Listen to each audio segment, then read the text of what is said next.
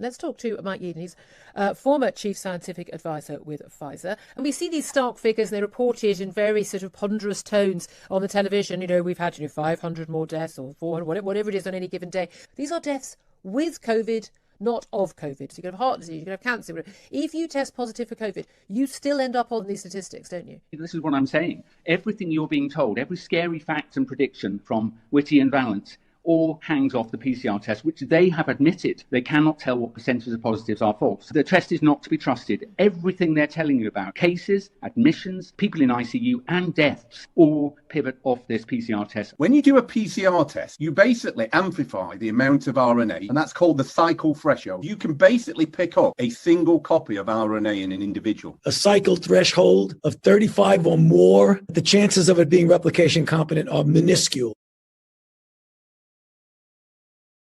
You almost never can culture virus from a 37 threshold cycle. Even 36, you got to say, it's just dead nucleotides, period.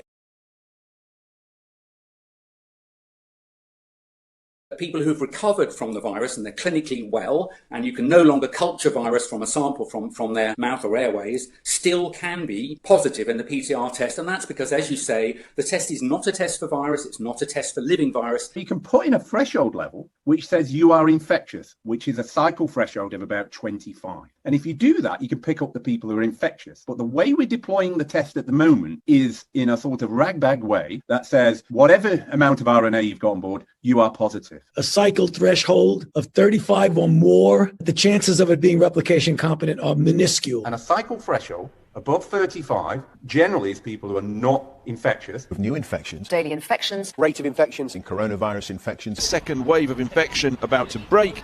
So if you were to go to, say, 40 cycles, you might get a positive result, but it might be a false positive. I would be very unhappy about a 40 cycle PCR. I would be very unhappy about a 40 cycle PCR.